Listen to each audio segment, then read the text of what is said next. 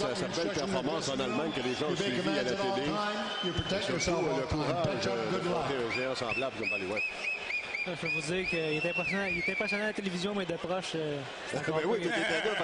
Est-ce que tu t'es fait prendre en photo avec Bally West? Non, j'avais bien trop peur de lui. C'est bon.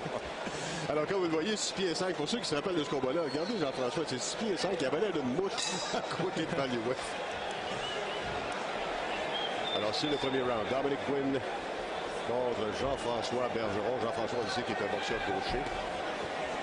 Une chose qui est certaine, les deux boxeurs maintenant rentrent dans le ring en avoir affronté des bons boxeurs. Oui. Un qui est champion du monde, puis Gwynn qui a affronté d'autres champions du monde et des grands poids lourds aussi. Fait qu'il y en a pas. Les deux, ils ont déjà vu le métier. Fait que je pense que c'est quelque chose d'important, ça, dans le combat. Et les deux jouent un peu la carrière aussi. C'est un combat super important. Oui, exactement. Et dans le cas de Gwynn, on sait que chez les poids lourds, on regarde toujours le ratio de KO parce que c'est une chose qui impressionne toujours encore. On dirait que ça impressionne encore plus chez les poids lourds.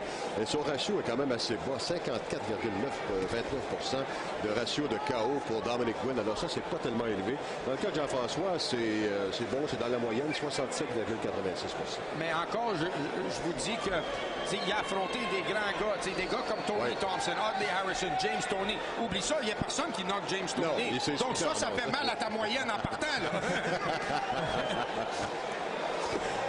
Et là, c'est Gwynn qui se porte en attaque. On va au corps de Gwynn et un autre. Et attention Jean-François. Gwynn qui vient de placer quelques bombes. Et Jean-François, finalement, qui est un peu en difficulté présentement, là. Alors, comme on l'a mentionné, attention, c'est un gars qui peut être dangereux. Et c'est sûr qu'au début de combat, les gars frappent plus fort. Puis quand t'es froid, il faut que tu fais attention à ça. Benoît, c'est réchauffement très important. Jean-François, c'est un boxeur qui a toujours eu l'habitude de faire les premiers rounds relax, vraiment étudier, prendre le temps au premier round d'étudier un peu son adversaire, voir quel genre de boxeur qu'il y en a avant de lui. Mais probablement qu'on va le voir sortir un peu différemment au deuxième round, Jean-François. Pas mal ça. En tout cas, il est dans le moment, là, à moins qu'il y ait un revirement de situation, c'est Gwynn qui va se sauver avec les honneurs du premier round parce qu'il y a eu vraiment une bonne séquence. Et là, tu peux voir aussi pourquoi on avait tant d'espoir en Dominic Gwynn. Tu peux voir juste par son style, la manière qu'il bouge dans le ring, la manière qu'il regarde son adversaire. Tu vois, est-ce que c'est un gars qui a du boxe dans le corps? Oui. Il a l'air d'un bon boxeur. C'est un gars de 33 ans quand même, là, avec 35 combats d'expérience. C'est quand même 7 combats d'expérience de plus que Jean-François. Et comme tu l'as mentionné, il faut regarder aussi la qualité. C'est bien beau le nombre de combats. Il faut que tu regardes la qualité des adversaires. Exactement. Et dans son cas, comme tu l'as dit, il y en a des bons. Là. Alors, c'est pas nécessairement une partie de plaisir pour Jean-François. Surtout qu'il y a une autre chose aussi. C'est bien beau. Tu parlais que le gars t'a froid au premier round. Mais il y a aussi ce fin qui s'est combattu. Là. En plus, c'est ça. Les réflexes, là.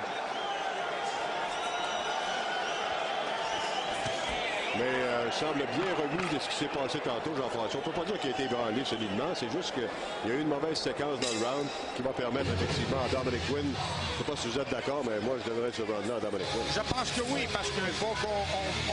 Les coups de puissance dans le combat, dans le round, je veux dire, ils étaient donnés par Gwynn. On va voir justement cette séquence où Gwynn, vous avez vu au corps, là, il y a eu 2 coups et l'uppercut, et ensuite la gauche et la droite des crochets finalement qui viennent et qui touchent Jean-François, qui s'en est bien sorti cependant. On voit qu'il a acquis l'expérience. Il n'a pas paniqué trop, là. C'est bien. Il a bien encaissé, il n'a pas paniqué trop. Il a mangé quelques coups solides. Il va faire ça une belle défensive, quand même bouger. Il roule bien avec les coups. C'est un bon uppercut. Mais faut pas qu'il passe la plupart des 10 rondes à côté d'un cadre non plus. Non. J'ai discuté avec Jean-François justement il y a quelques semaines, puis il me disait c'est assez rare dans ma carrière où j'ai gagné des premiers rounds. Et ça continue. L'important, c'est de gagner les autres. C'est notre habitude. L'important, c'est de gagner les autres, en gagner plus que l'autre aussi. Faut prendre ça comme un bon signe. Oui, c'est ça. On va voir ça, là. C'est le deuxième round. La planche, c'est un combat qui est prévu pour 10. Mais tu peux voir la vitesse aussi de Dominic Gwynn avec le jab. Alors, puisque Ross est revenu, évidemment, on va revenir, nous, avec la fameuse carte de Ross, ses pointages. Et le premier round, comme on l'a mentionné, donné à Dominic Gwynn. On va voir ça jusqu'à la fin de la soirée. Dans le cas de Dominic Gwynn. Tu vois, ça, c'est quelque chose qui est arrivé qui est très important maintenant. Bergeron, il ne faut pas qu'il laisse Gwynn reposer quand Gwynn veut reposer. Tu vois, Gwynn, il prend son temps. C'est là que Bergeron, parce qu'on sait qu'il exact, parce qu'il est en bonne forme physique, il est capable on sait qu'il est capable de travailler à une haute intensité, donner beaucoup de coups de poing dans chaque ronde pour 10 rondes. Il faut qu'il fasse. Il ne faut pas qu'il laisse Gwynn relaxer, puis il conserve son énergie, puis après ça, il ouvre avec des gros bombes. Dominic, the Southern Disaster. C'est drôle de nom, ça. Désastre du Sud, ça veut dire quoi, ça?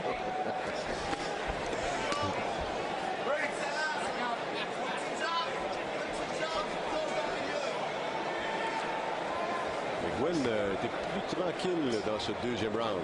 Jean-François, je trouve qu'il manque un petit peu d'intensité dans ce deuxième-là pour prendre l'initiative.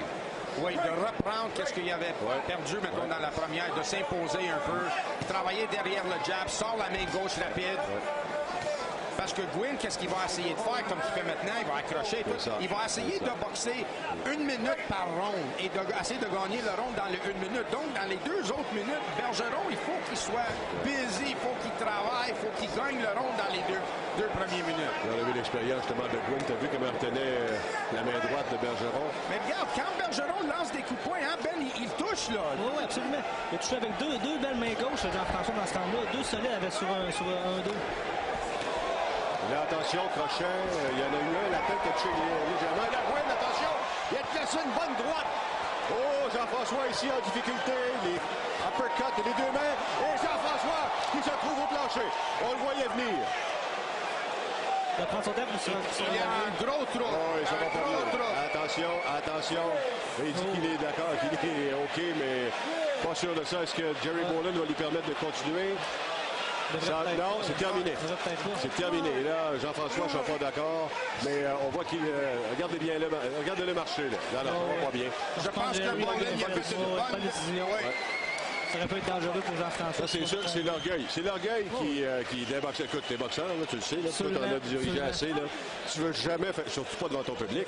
Surtout quand t'es pas habitué non plus d'aller au plancher. Jean-François, on n'a pas vu souvent un branlon, on n'a pas vu souvent aller au plancher. Non. Quand t'es pas habitué, c'est difficile de savoir comment réagir. Hein? Le dernier fois, c'était aux Jeux olympiques. Exactement. Et ça fait 12 ans de ça. Oui, parce que je regarde sa fiche, j'essaie de voir s'il est déjà allé au plancher dans sa carrière. Puis à date, j'ai pas rien trouvé. Là. Je pense que c'est la première fois.